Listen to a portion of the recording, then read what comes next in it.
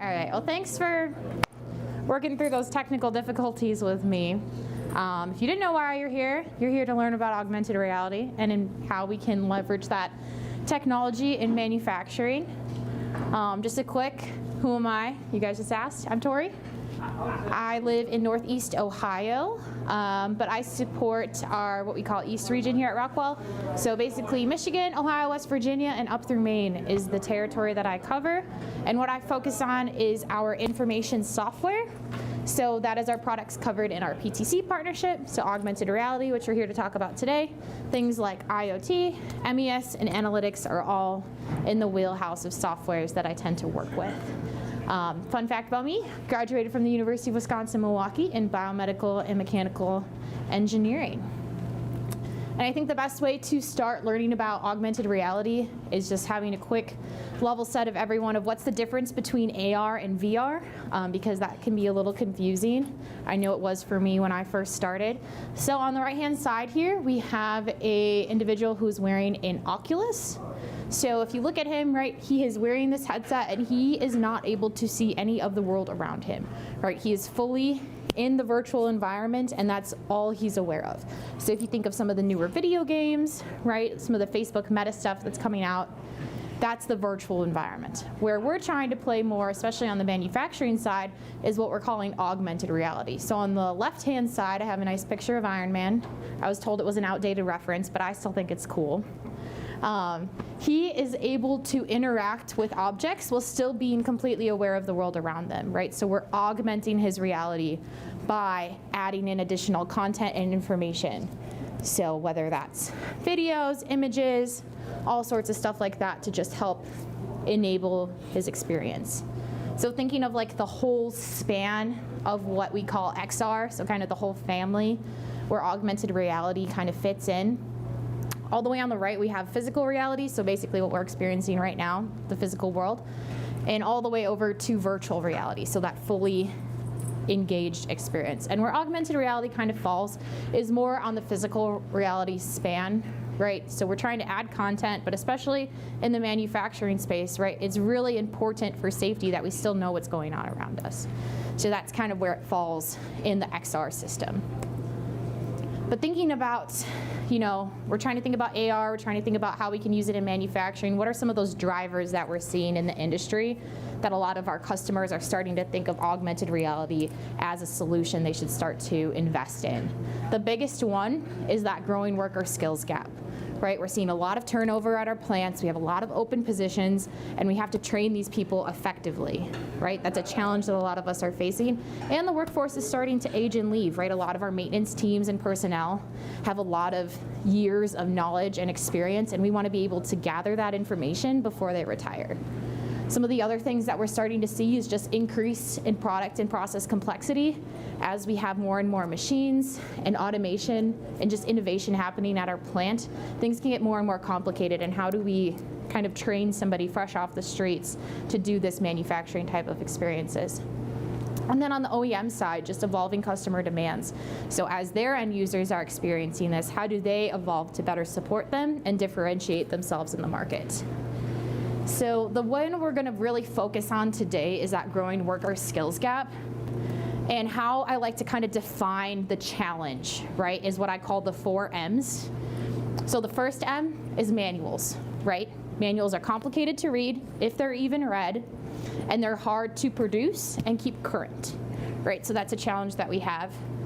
The next one are mistakes. So mistakes are just a risk of cost and a risk of safety. So how can we start to mitigate some of those to keep our workers safe and to hopefully help decrease costs and increase quality? The next ones are mentors. So mentors are limited, and they're a limited commodity. So we're having a lot of times the people training our workforce don't actually know how to effectively train them, and a lot of times they're newer themselves, right? So that mentorship and years of experience are starting to decrease and be a really limited commodity. So how do we combat that? And the last one is memory, right? If you think of some of our procedures, maybe some of the maintenance tasks, we only do them maybe once or twice a year, and if the same guy has done it for 10 years and it's gone, how do we remember how to do that? Or if I train somebody today, but they don't have to do that process for 3 months, how are they going to remember exactly how to do it right? So what we're going to do now is kind of deep dive into some of our solutions. This is kind of like an overview of some cool technology to hopefully get some ideas flowing of how you could implement these types of solutions in your plants. So we're going to kind of start on like the easier side of AR and then get into more of our kind of deeper, higher level softwares. So the first one that we're going to talk about is what I like to call Euphoria Chalk, and it is our real-time remote assistance and collaboration tool. So basically we're using augmented reality tools to help connect workers. So think of, hey, I'm an OEM and I want to support my customers. How do I do that without having to physically send somebody out there? Or say, hey, I have 3 plants that I help support as an engineer. Every time something goes wrong, they have to wait for me to drive to that location to help them out. Where a lot of times you could probably talk somebody through it, but how do you do that efficiently? So our solution to that is this. So on the right-hand side of your screen, this is me at my house in Ohio on my desktop computer. On the left-hand side of the screen is my friend Doug at his house in Michigan. And we are just walking through an experience where I'm checking his pool filter or pool fuses. So basically what we're able to do and what makes this the augmented reality is we're able to draw on the screen and create these annotations, and they're gonna stick to the environment. So different from, say, like on a FaceTime, if you were to draw on the screen, every time you move your phone, that annotation's gonna just stay in the same spot on the screen. Where this is actually gonna stay on the same part of like the environment, right? So think of if I'm trying to indicate a specific button I want somebody to press, or I want them to look in a specific area, I can help walk them through it. And why this is important, right? Manufacturing plants are very loud. So a lot of times if you're trying to troubleshoot over the phone, it can be very difficult to communicate effectively. So being able to have that kind of visual communication is super helpful, and just being able to see, right? So kind of allowing that. A lot of the questions that I get is, hey, why would I use this over like, say, FaceTime or something like that? And a big part of it is just that it's device agnostic, so we're not limited to just iPhones, right? We can use iOS or Android-enabled devices. And you're also not calling people, right? So you're not giving out your personal phone number to all these people for support. We use something called connect codes. So say I want you to join one of my calls. I'm going to send you my connect code and invite you to join, right? I didn't give you any of my personal information. You don't have access to my phone number to call me every time there's a problem. It's a secure connection that allows you to communicate. And then we'll have visibility into it. So we can go look in the app and say, hey, Tori did 20 calls this week. Here are the people that she called. Just having that kind of documentation and visibility is really important. And then every time we're drawing those animations on the screen, we can actually export those images for reference in the future. So that is our real-time remote assistance tool, Chalk, kind of our intro to AR software. The next one that we're going to dive into is what we call expert capture. So what we're looking at here is our fit-for-purpose tool specifically around training. So how do we very quickly create training content, publish it, and allow people to access that information? So the example that I like to show for expert capture is this. This is at an OEM around the automotive space. And this operator is wearing a RealWear headset, and what you see on the bottom right of the screen is what he sees. So as we kind of watch this experience and what he's doing, this is a very manual assembly that is just a lot of steps. So thinking about how do you effectively teach somebody to do this quickly, right? It's probably going to take 2 people at least a full day of working together in order to effectively train somebody. And what this plant was seeing is that this machine was going to Mexico, so there was a language barrier. This was during COVID, so they didn't want to travel. And that plant was experiencing significant workforce retention issues. So they were having to train new people every couple weeks. So thinking about a tool like this as a service that the OEM could provide to their end user, or an end user could implement themselves, was very beneficial and able to have that training ability very quickly. And we're... It's unclear.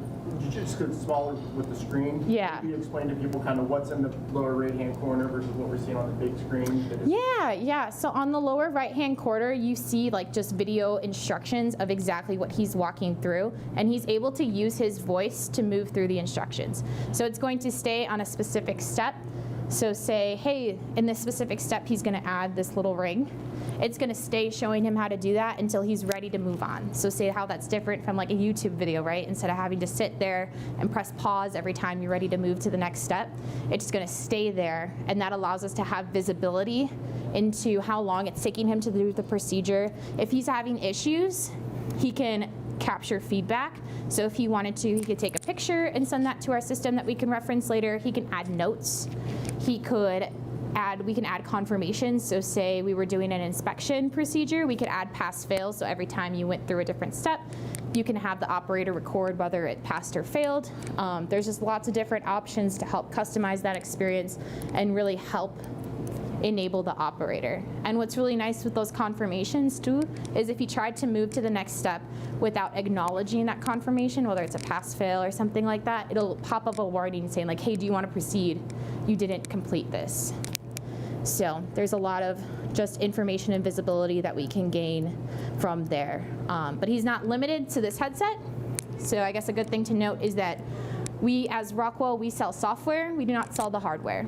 So whether you wanted to use a RealWear device, you wanted to consume this experience on your phone or on a HoloLens, there's lots of different options, and it's the same publishing environment. So say this operator loves this headset, that's what he wants to use, but my maintenance team, they're not into the headsets, they'd rather just use their phone. That's an option, and we have the same ability to do that without having to adapt to the different devices. And it's all QR code activated. So say in this part of the assembly, each of these different workstations, we could have a QR code posted and say, hey, if you don't know what to do here, scan this QR code and it'll show you. So if somebody else had to fill in here that maybe wasn't familiar with the process, they're able to get training right away by themselves without having to like wait for somebody to come assist them, or if they forget what the next step is, helping just really increase their productivity and just be really self-reliant, right? I think sometimes we struggle to ask for help, so how do you enable them to kind of help themselves first? So what the overall kind of experience looks like is we're going to capture the video, so you can do that on one of the headsets or on your phone. So you're recording the procedure. You can do it from a third-person point of view or first-person point of view, just depending on what you're looking for. We're going to upload that content into our editing software. So in this editing software, we can edit the video, we can break it into steps, we can re-record the audio if we want to. So if you think of a manufacturing environment, right, it's really noisy. So if we're talking through the steps, it's probably a little difficult to understand. Or for like the example before, if this is going to a country that maybe speaks a different language, we can have somebody really fluent in that language voice it over. And then we're able to publish it, and then operators or different personnel are able to use it, and we can control the access. So say, hey, I want my maintenance team to only have access to the maintenance procedures. I don't want them to have access to my production procedures, and vice versa. We can control that. Or on the OEM side, hey, I want customer A to only have access to their information and not customer B's. We can control that as well. And then we're able to get those insights of, hey, this is who did the procedure, this is how long it took them, whether they passed or failed things, whatever type of feedback we're asking from the operator, we'll be able to see and export it to like Excel if we wanted to do some additional information or share it with people that maybe doesn't have access to the software. So that's more on the video work instructions side. We also have the ability to do work instructions with CAD. So if you wanted to kind of increase that experience, add additional identification markers, and you have a 3D model of whether the machine or the part that you're doing some sort of inspection or assembly on, we're able to pull that model into the same editing software and add different points of interest. So the example that I have here is this is a Stratix switch, very simple type of thing. The software quickly recognizes where it is, and I just added identification points of, hey, this is what all these terminals are connected to. But if you could think of like, hey, somebody was assembling this and putting it together, it'd be, hey, this is the part that plugs in here. This is an example of the feedback. So I'm going to go ahead and take a picture of the switch. and then I can add some notes, and then we'll be able to pull that later on the editor side if we're looking for that information. So say, hey, I'm doing a maintenance procedure and I want to, when I'm done, take a picture of the serial number of the machine I was working on, or say I ran into a problem that might be something we need to address further down the road, we can document it in the software to allow us to reference it later. So that's kind of the additional capability of CAD. We do have the possibility to also add in video and pictures to the CAD as well. So a really cool use case that I've been involved with a customer recently is they're doing changeover of a machine, and they were able to convince their OEM to send them a CAD file of the machine. So we uploaded it into Instruct, and it'll guide the operator where on the machine to go, and then it'll play a video of what they're supposed to do when they get there. So hey, go to this panel, and then the video will play, okay, open the panel, here's the things that you're doing, close it, now go to this side of the machine to the HMI type of thing. And how it works is really similar to Expert Capture because it is kind of an add-on. It is the same editing software. You'll just gain the ability to add in CAD, and it's the same viewing software. But you are a little more limited on devices for the CAD just because some of the headsets don't support that capability. And then we're able to get the same type of insights. So together we can leverage these two technologies, or we can leverage them individually, just depending on what type of use case you have and what you're interested in. This is our kind of creative solution to that work instructions. And the most powerful part of this is what we call the insight. So being able to see, hey, this is the experience that was done. Here's the version that was done, and whether somebody completed it, how long it took them, if they passed and failed things. So I don't know if anyone here works in like an ISO certified plant, but I used to work in an ISO certified plant, and we had a inspection that was coming up. And my job for about a month was finding every single work instruction on the plant floor, making sure that they were up to date, that no pages were missing, and it was a huge undertaking compared to something like this, where if I update that documentation, it's automatically pushed to all those devices. Or if, say, we can download stuff offline, it'll give you a warning saying, hey, you're not using the most up-to-date edition. So instead of having those work instructions and written out manuals at each station, being able to have a QR code and just a device that they can access that is very powerful. So the last kind of technology I wanted to dive into today is what we call Euphoria Studio. So I like the phrase of like unlock more possibilities, because this really is our kind of open-ended AR solution. So when you see those really cool AR experiences at like Automation Fair, or a lot of the stuff that you see online, some of the software that you can use to create that is in Euphoria Studio. So just kind of some insight on what that looks like. This is what Euphoria Studio, we are importing a CAD model of the MagnaMotion demo that's actually in the lobby. So if you see that demo, right, that's what it looks like. We're able to import the CAD. We can add in live data on top of it. We can add in, say, some safety information. So we'll be able to add in like visibly be able to see the light curtains. We can add in links to different maintenance procedures. There's just lots of possibilities just based on kind of what type of custom environment you're looking for. So this is if you have a very specific use case, a very complicated assembly that it's really hard to walk somebody through that, how do we make a really immersive experience? One of the biggest use cases we see is on that safety side, right? So how can we really easily make an operator aware of what's going on? So here we're able to overlay it and see the speeds. We can link it to see some live data. And we're able to get that safety information of like, hey, this is a dangerous environment. Here's all the pinch points. Don't touch this.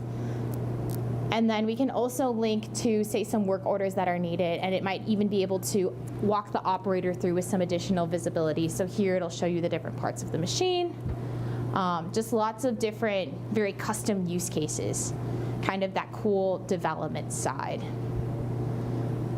So I think this is really awesome, but I always like to show something that I was able to create myself, because I think that level sets us, right? So this is an experience that I created. It's in Charleston, West Virginia at our process training unit. So if you ever want to go, talk to your Rockwell rep and we can get you out there. But basically what I'm doing to start with is The new iPhones and iPads have a capability of doing LiDAR scanning. So there's a LiDAR scanning built into the Pros. So I'm using my iPad Pro, and I'm walking around this training facility in order to create kind of like a 3D model that I can then lay my information over.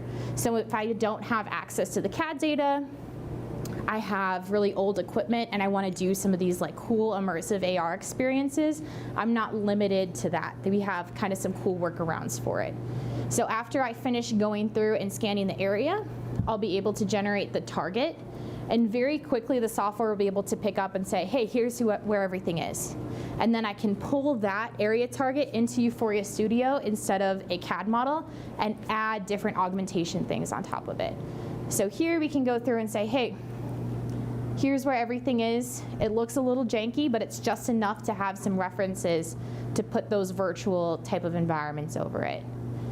So what I'll do next is I'll actually scan the QR code of the experience. It'll pull it up, and it's immediately going to look for the PTU. So as soon as I point it over there, it'll take a second just to recognize it, and then up will pop the information that I built. So it just says, hey, welcome to the PTU. I'll go ahead and I'll head over to the control cabinet. And I did the same thing on the inside of the control cabinet. I scanned the area to create a target where we can add in different virtual information on top of. If you can kind of picture how this experience works, I have my iPad and I'm just clicking on the buttons that appear on my screen, but I can see everything going around. So as soon as it recognizes the inside of the control cabinet, it's going to add some information of like, hey, here's some different hardware. If I click on the hardware, an information card pops up, and then I linked all the user manuals. So I can go ahead and pull up the user manual of every single piece of hardware that I had identified. So that can be super powerful, right? In like, say, a control cabinet. You have so many different types of hardware. How do you identify which one it is? We can add some cool AR experiences and then link user manuals, maybe some wiring diagrams.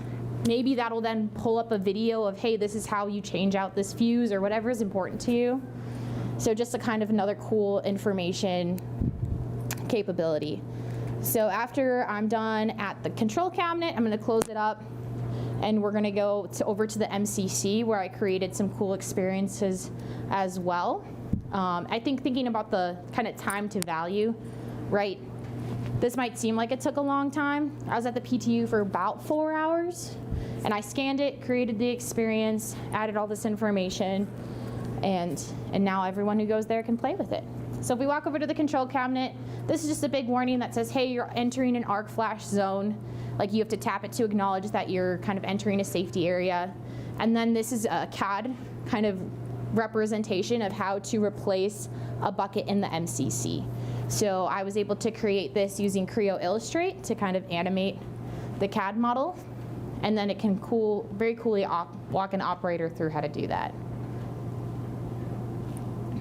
So that's kind of one of the other possibilities in the AR space. I would say it's one of those things that once you start playing with the software, it's really, once you understand and do a couple of experiences, everything else kind of ramps up. It's kind of the same thing. I like to think of like programming a like Logix controller, right? The first time you do it, it's really daunting, you don't understand, but then the more and more you do it, it's super easy, right? So I have one last video that I wanted to show you guys. It's using the same software, but a different kind of capability. So I'm using my iPad here again, and I'm able to digitally place a representation of this valve assembly. So I think the powerful idea here is like, hey, how do we get somebody familiar with a piece of equipment away from the equipment, right? Whether it's in a super dangerous spot, or hey, with all the supply chain issues that we see, maybe it's not going to get here in time. How do we get our maintenance team familiar with what's going on? This can walk us through some different training procedures. We can link some live data. So say the machine's somewhere we don't actually go and I want to kind of see what's going on. Just lots of possibilities to also interact with different experiences in a different way. So all that technology is great, but what's the value of it, right? I'm usually implementing this for some sort of reason. So some of the outcomes our customers are starting to see are kind of what's listed here on the screen. The biggest one is just accelerating that documentation time. If you think of how long it takes to make written out work instructions and SOPs, it's a long time. That's usually someone's full-time job, right? So how can we help that person accelerate creating content and make it easier for them to manage?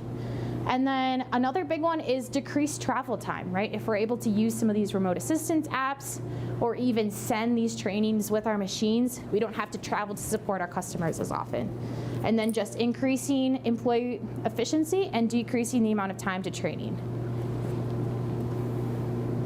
So I guess what I kind of want to end here with today is just imagine a workforce empowered by digital augmentation. So thinking about augmented reality and thinking of some of the struggles that you're seeing within your plants, how can some of these tools maybe help accelerate and fix some of those big black box problems? So that's all I have in terms of a presentation. If you guys have any questions, you're welcome to ask them. I have headsets at my table if you want to like play with any of them. Otherwise, I appreciate your time. Hopefully you learned something. And if you want to have a follow-up conversation about AR, let me know. Thank you. Thank you.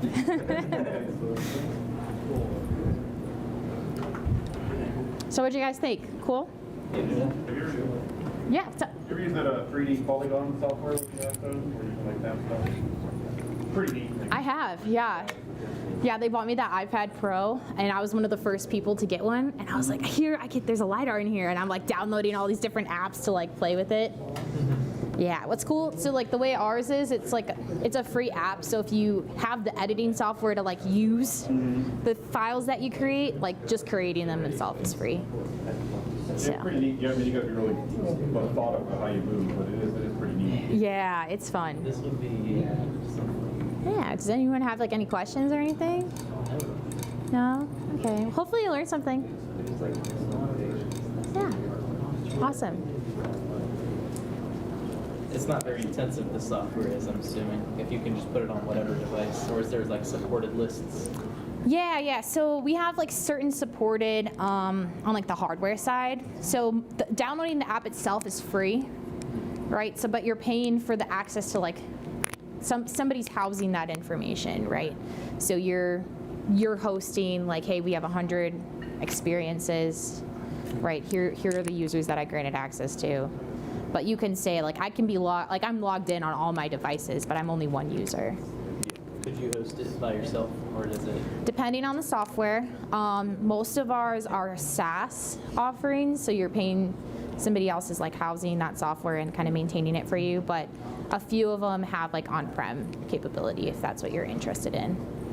So if you guys want to see something cool, so like that one example that I did of the Stratix. So this is kind of what like the editor for our work instructions look like. I can go to that like insights area and we can pull up that picture that I took. So I can search for the procedure. And this is that procedure that I had made with the Stratix switch. It's been done 4 times, all version 1, all by me. And here's where that image is. So I think that's cool. But it's pretty easy to use software. Like this one in particular, I think I learned it in like an hour, and I usually teach people in about an hour. Yeah, it's pretty cool. It's basically like video edited. So if we go to like, well, it's the wrong. It's kind of a little blurry. If you want to see some cool videos, I did one with my dog. You stay with your dog? Yeah. The first time I created an experience, it was during COVID, so like I couldn't leave my house. And they're like, what's something cool that you can do? So I did my dog doing a bunch of tricks.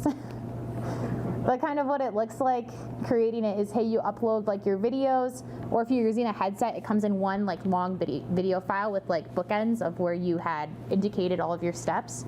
And you basically can just simply like say, hey, I want to add a step. I'm going to like link this picture. And if you want feedback, you can select it. And then you can just like add the text.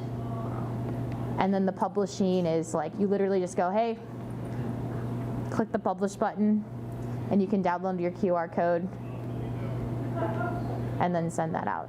So right there, so you would have text box pop up at that point in video, and then you can also be asking for acknowledgement back from the viewer as well. Yeah. So that's where this is where we can ask for that acknowledgement from the viewer. So it's just a simple drop-down menu. And the cool thing about this like whole portfolio of software is we're constantly pushing updates. So a lot of the stuff that we've added are just from people that purchased the software and was like, hey, I want to do this. And we're like, all right, like let's figure it out. So like we're really open to user input and we want to constantly pull out different features. And then on the CAD side, if we open one of the like, oh, it's not in there. That's not helpful. What do I have for CAD?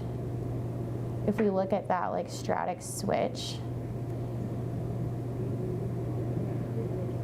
there's a picture of me, in case you're wondering. I edited it with a customer. They're like, I want to see a picture. And I was like looking through the pictures I had on my computer. I was like, oh, I guess we can just put my face there. That's fun. So I don't have a mouse, so bear with me as this is a little bit of a struggle using CAD software on a laptop. But we can just add like those different points of interest. If this was an assembly, we could highlight different parts so they would actually like start to glow. But you can just add in your CAD file, and then with each of the steps, you would say like, hey, here's the part that I want it to point to. So super easy to use. So that like time to value is really, really easy, and it doesn't really, like it doesn't take an engineer to do this, right? So a lot of our customers have like somebody in charge of training and stuff like that, typically not an engineer, but they can use this type of stuff. Some customers even have like operators that they're training to create that instructions. So yeah, I guess that's all I have to show you right now, but yeah, thanks guys.